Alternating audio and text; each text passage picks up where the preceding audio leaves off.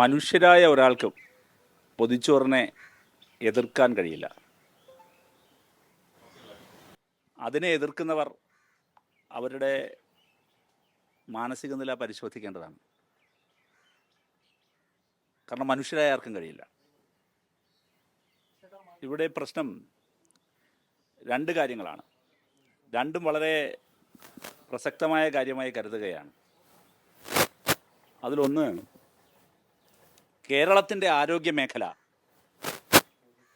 ഏറ്റവും അധികം ശ്രദ്ധേയമായി ലോകത്ത് തന്നെ മാറിയതിൻ്റെ കാരണം അത് പബ്ലിക് പാർട്ടിസിപ്പേഷനാണ്. വ്യത്യസ്ത സാമൂഹ്യ സംഘടനകളുടെ നിസ്വാർത്ഥമായ ഇടപെടലുകളാണ്. നിങ്ങൾ ശ്രദ്ധിച്ചിട്ടില്ലേ, നമ്മുടെ ചില സ്കൂളുകളിലെല്ലാം നമ്മൾ അത്തരത്തിൽ ലെസൺ കുട്ടികൾക്ക് ലേൺ ചെയ്യിപ്പിക്കും. എന്താണ്?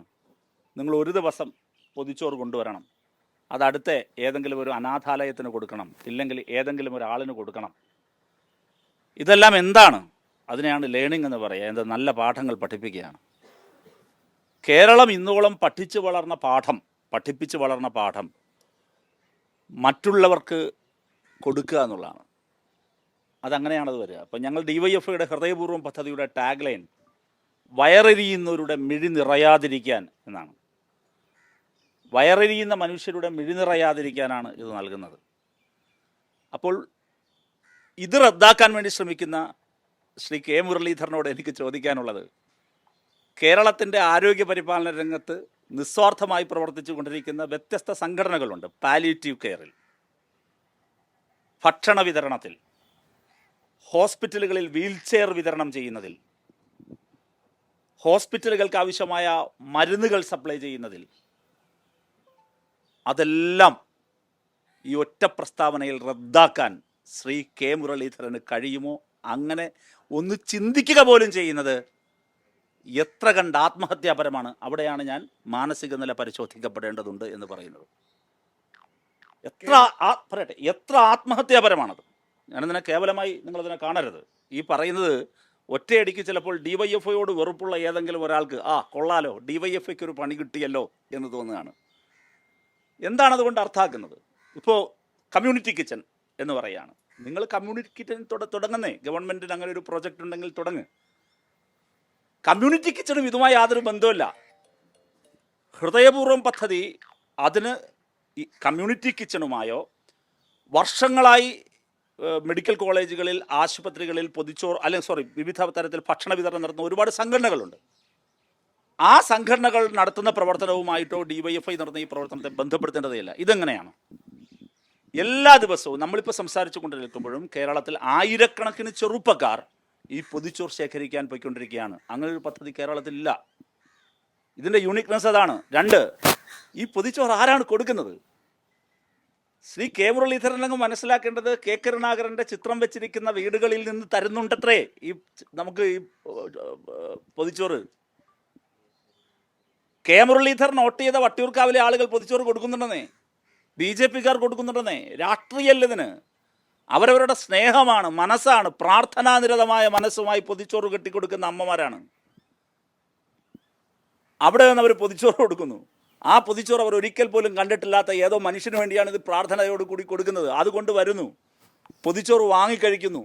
ആ വാങ്ങിക്കഴിക്കുന്ന മനുഷ്യർ ഈ പറയുന്ന ഒരു സാമൂഹ്യ ഇടപെടലുണ്ടല്ലോ, ആ സാമൂഹ്യ ഇടപെടൽ കേരളത്തിൻ്റെ പൊതു സാമൂഹ്യ അവസ്ഥയ്ക്ക് കൊടുക്കുന്ന ഒരു പവറുണ്ടല്ലോ, കരുത്തുണ്ടല്ലോ, അതൊന്നും മനസ്സിലാക്കാൻ പറ്റുന്ന രാഷ്ട്രീയമല്ല താൻ പഠിച്ചത് എന്ന് ഈ ഒരൊറ്റ സ്റ്റേറ്റ്മെൻറ്റിലൂടെ K. മുരളീധരൻ സ്വയം എക്സ്പോസ് ചെയ്യപ്പെട്ടിരിക്കുകയാണ്. എന്ത് രാഷ്ട്രീയമാണ് അദ്ദേഹത്തിനുള്ളത്?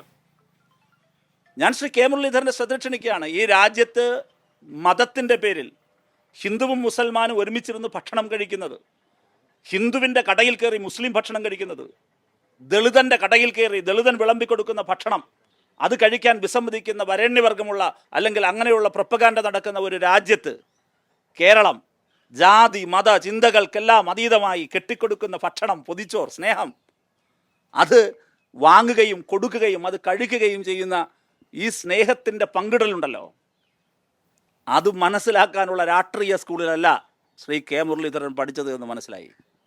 ഇവിടെ അതുകൊണ്ട് തന്നെ കമ്മ്യൂണിറ്റി കിച്ചണുമായി യാതൊരു ബന്ധമില്ല. നിങ്ങൾ കമ്മ്യൂണിറ്റി കിച്ചൺ ആരംഭിക്കുകയോ ആരംഭിക്കാതിരിക്കുകയൊക്കെ ചെയ്യും. ഇപ്പോഴും പല ഹോസ്പിറ്റലുകളിലും സർക്കാർ ചിലവിൽ ഭക്ഷണം വിതരണം ചെയ്യുന്നുണ്ട്. അതൊക്കെ ചെയ്തുകൊണ്ടിരിക്കുമ്പോൾ തന്നെയാണ് ഞങ്ങൾ തുടങ്ങിയത്, ഇന്നത്തെ ജനമേറ്റെടുത്തത്. ഇതിൽ രാഷ്ട്രീയമില്ല, വിശക്കുന്ന മനുഷ്യനേയുള്ളൂ. ശ്രീ കെ മുരളീധരനോട് എനിക്ക് പറയാനുള്ളത്, അദ്ദേഹം കാണുന്നത് അദ്ദേഹത്തിൻ്റെ കണ്ണിൽ അദ്ദേഹത്തെ ഉറക്കം കെടുത്തുന്ന കാര്യം DYFIയുടെ കൊടിയാണ്. DYFIയുടെ കൊടിയാണ് അദ്ദേഹത്തിൻ്റെ ഉറക്കം കെടുത്ത കാര്യം. പക്ഷേ ഞങ്ങൾക്ക്, ഈ പൊതിച്ചോറ് കെട്ടിക്കൊടുക്കുന്ന മനുഷ്യർക്ക്, ഇത് വാങ്ങിക്കഴിക്കുന്നവർക്ക് ഒക്കെ കൊടിയല്ല, വിശപ്പ് മാത്രമേ ഉള്ളൂ.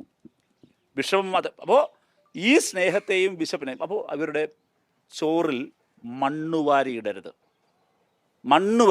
ഈ ചോറിൽ മണ്ണ് വാരിയിടരുത് എന്ന് മാത്രമാണ് ശ്രീ കെ മുരളീധരനോട് പറയാനുള്ളത്. DYFI അഭിമാനത്തോടെ ഈ പൊതിച്ചോറ് വിതരണം തുടരും.